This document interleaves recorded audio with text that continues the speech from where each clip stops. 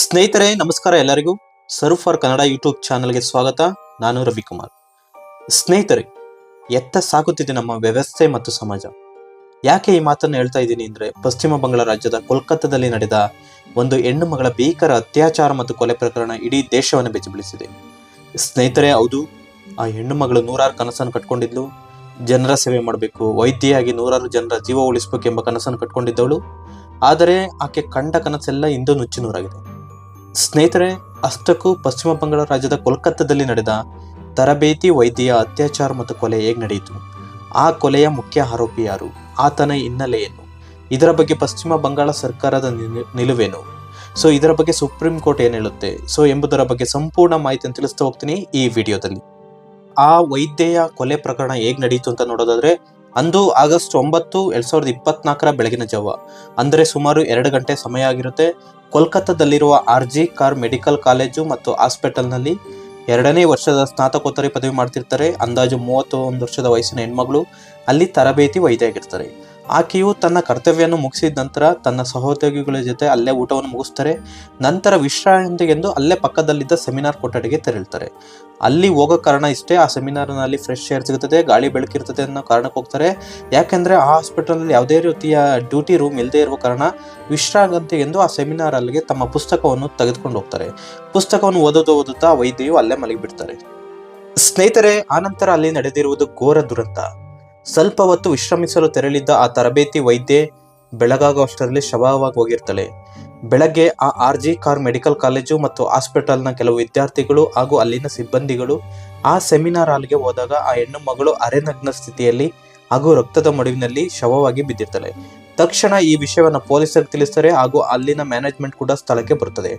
ಆ ನಂತರ ಆ ಮ್ಯಾನೇಜ್ಮೆಂಟಿನ ಸಹಾಯಕ ಅಧೀಕ್ಷಕರು ಬಂದು ಆಕೆಯ ತಂದೆಗೆ ಕಾಲ್ ಮಾಡಿ, ನಿಮ್ಮ ಮಗಳು ಸೂಸೈಡ್ ಮಾಡ್ಕೊಂಡಿದ್ದಾಳೆ, ತಕ್ಷಣ ಬನ್ನಿ ಎಂದು ತಿಳಿಸ್ತಾರೆ.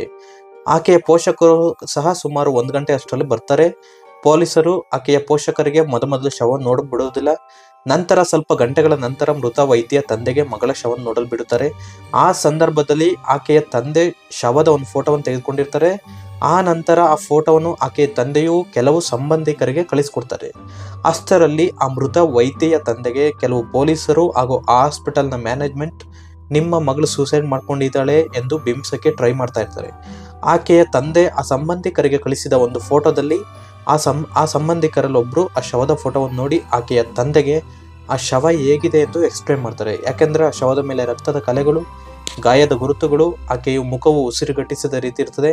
ಹೀಗೆ ಎಲ್ಲವನ್ನು ಆಕೆಯ ತಂದೆಗೆ ಸಂಬಂಧಿಕರೊಬ್ಬರು ಎಕ್ಸ್ಪ್ಲೇನ್ ಮಾಡಿದಾಗ ಮೃತ ವೈದ್ಯೆಯ ತಂದೆಗೆ ಇದು 100% ಆತ್ಮಹತ್ಯೆ ಅಲ್ಲ, ಇದೊಂದು ಕೊಲೆ ಎಂಬ ಅರಿವಾಗುತ್ತದೆ. ಅಷ್ಟರಲ್ಲಿ ಆ ಹಾಸ್ಪಿಟಲ್ನಲ್ಲಿದ್ದ ಕೆಲವು ಹಿರಿಯ ವೈದ್ಯಕೀಯ ವಿದ್ಯಾರ್ಥಿಗಳು ಮತ್ತು ಸಿಬ್ಬಂದಿಗಳು ಪ್ರತಿಭಟನೆಗೆ ಮುಂದಾಗ್ತಾರೆ.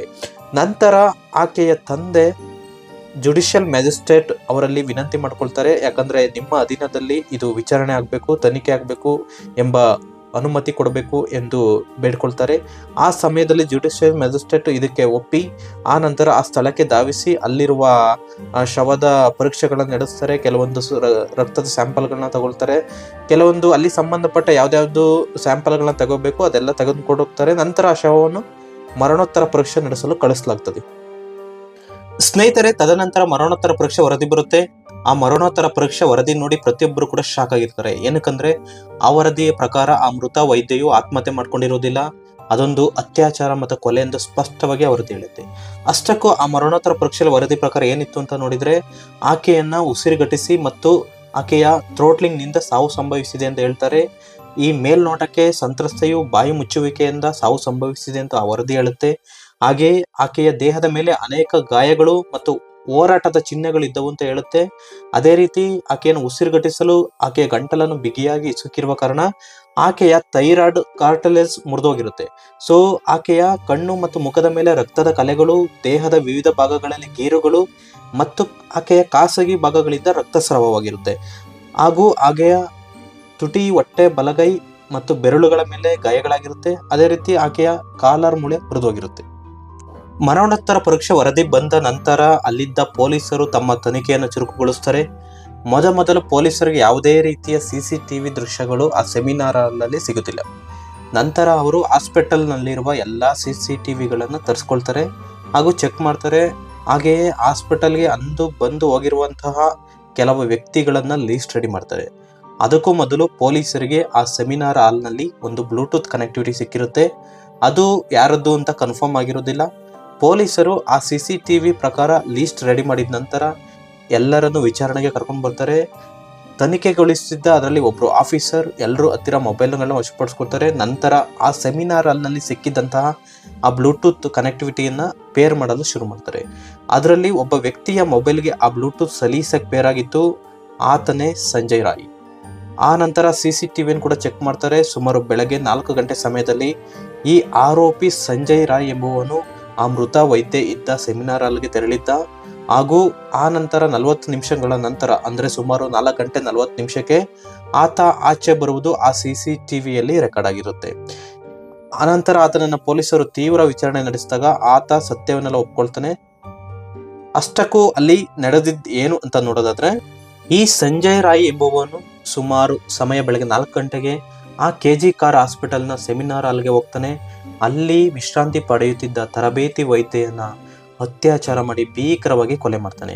ಆಕೆಯು ಸಹ ಶಕ್ತಿ ಮೀರಿ ಪ್ರತಿರೋಧವನ್ನು ತೋರ್ತಾಳೆ. ಆದರೆ ಆತನು ಆಕೆಯನ್ನು ಕತ್ತು ಇಸುಗಿ ಉಸಿರು ಕಟ್ಟಿ ಸಾಯಿಸ್ಬಿಡ್ತಾನೆ. ಸೊ ಇದರಿಂದ ಆ ಹೆಣ್ಣು ಮಗಳ ಎಷ್ಟೋ ಕೋಟಿ ಕನಸು ನುಚ್ಚುನೂರಾಗಿದೆ ಅಂತ ಹೇಳ್ಬೋದು. ಅಷ್ಟಕ್ಕೂ ಈ ಆರೋಪಿ ಯಾರು, ಈ ಸಂಜಯ್ ರಾಯ್ ಎಂಬುವನ ಆತನ ಹಿನ್ನೆಲೆ ಏನು ಎಂದು ನೋಡೋದಾದ್ರೆ, ಈ ಸಂಜಯ್ ರಾಯನನ್ನು ಆ ಪೊಲೀಸರು ತೀವ್ರ ವಿಚಾರಣೆ ನಡೆಸಿದಾಗ ಆತ ಸತ್ಯವನ್ನೆಲ್ಲ ಒಪ್ಕೊಳ್ತಾನೆ. ನಾನೇ ಕೊಲೆ ಮಾಡಿದ್ದು, ನಾನೇ ಅತ್ಯಾಚಾರ ಮಾಡಿ ಕೊಲೆ ಮಾಡಿದ್ದು ಅಂತ ಒಪ್ಕೊಳ್ತಾನೆ. ಆತನ ವರ್ತನೆ ನೋಡಿ ಇಡೀ ಪೊಲೀಸರು ಕೂಡ ಶಾಕ್ ಆಗ್ತಾರೆ. ಏನಕ್ಕಂದ್ರೆ ತನ್ನ ಕೃತ್ಯಕ್ಕೆ ಯಾವುದೇ ಪಶ್ಚಾತ್ತಾಪ ಪಡೆದ ಆತ, ನೀವು ಬೇಕಾದ್ರೆ ನನ್ನ ಗಲ್ಲಿಗೆ ಹಾಕಿ ಎಂದು ಅಸಡ್ಡೆಯಿಂದ ಹೇಳ್ತಾನೆ ಅಂತ ಹೇಳ್ತಾರೆ. ಅದೇ ರೀತಿ ಆತನ ಮೊಬೈಲ್ ಪರಿಶೀಲನೆ ಮಾಡಿದಾಗ ಆತನೊಬ್ಬ ಸೈಕೋ ಎನ್ನುವುದು ಮೇಲ್ನೋಟಕ್ಕೆ ಗೊತ್ತಾಗಿದೆ. ಮೊಬೈಲ್ ತುಂಬ ಅಶ್ಲೀಲ ವಿಡಿಯೋಗಳೇ ಇದ್ದವೆಂದು ಪೊಲೀಸರು ಹೇಳ್ತಾರೆ. ಸಂಜಯ್ ರಾಯ್ ಇದುವರೆಗೂ 4 ಮದುವೆ ಆಗಿದ್ದು, ಈತನ ಕಾಟಕ್ಕೆ ಮೊದಲ 3 ಹೆಂಡತಿಯರು ಇವನಿಂದ ದೂರವಾಗಿದ್ದಾರೆ. 4ನೇ ಹೆಂಡತಿ ಕ್ಯಾನ್ಸರ್ ಕಾಯಿಲೆಯಿಂದ ಸಾವನ್ನಪ್ಪುತ್ತಾರೆ ಅಂತ ಹೇಳಲಾಗಿದೆ. ಹಾಗೆಯೇ ಸಂಜಯ್ ರಾಯ್ ಒಬ್ಬ ಲಂಚಕೋರ ಕೂಡ ಆಗಿದ್ದ. ಸರ್ಕಾರಿ ಆಸ್ಪತ್ರೆಯಲ್ಲಿ ದಾಖಲಾಗಲು ಈತನಿಗೆ ಸಂಬಂಧಿಕರು ಹಣ ಕೊಡಬೇಕಾಗಿತ್ತು. ಸರ್ಕಾರಿ ಆಸ್ಪತ್ರೆಯಲ್ಲಿ ಬೆಡ್ ಖಾಲಿ ಇಲ್ಲದೆ ಇದ್ದಾಗ ಹತ್ತಿರದ ನರ್ಸಿಂಗ್ ಹೋಮ್ಗಳೇ ಬೆಡ್ ಸಿಗುತ್ತದೆ ಅಂತ ಹೇಳಿ ರೋಗಿಗಳ ಸಂಬಂಧಿಕರ ಬಳಿ ಹಣ ವಸೂಲಿ ಮಾಡುತ್ತಿದ್ದಂತೆ ಅಂತ ಹೇಳ್ತಾರೆ. ಇದೇ ರೀತಿ ಈತ ಪೊಲೀಸ್ ಅಲ್ಲದೆ ಇದ್ದರೂ ನಿಜವಾದ ಪೊಲೀಸ್ ಅಧಿಕಾರಿಯಂತೆ ವರ್ತಿಸುತ್ತಿದ್ದ ಅಂತ ಹೇಳ್ತಾರೆ. ಅದೇ ರೀತಿ KP ಪೊಲೀಸ್ ಎಂದು ತನ್ನ ಟಿ ಶರ್ಟ್ ಮೇಲೆ ಹಾಕಿಕೊಳ್ತಾನೆ. ತನ್ನ ಬೈಕ್ ಮೇಲೂ ಸಹ ಕೋಲ್ಕತ್ತಾ ಪೊಲೀಸ್ ಎಂದು ಹಾಕಿಸಿಕೊಂಡಿದ್ದ. ಈ ಸಂಜಯ್ ರಾಯ್ 2019ರಲ್ಲಿ ಕೋಲ್ಕತ್ತಾ ಪೊಲೀಸರ ವಿಪತ್ತು ನಿರ್ವಹಣಾ ತಂಡಕ್ಕೆ ಸ್ವಯಂ ಸೇವಕನಾಗಿ ಸೇರ್ಕೊಳ್ತಾನೆ. ಬಳಿಕ ಪೊಲೀಸ್ ಕಲ್ಯಾಣ ವಿಭಾಗಕ್ಕೆ ವರ್ಗಾವಣೆ ಮಾಡಲಾಗಿತ್ತು.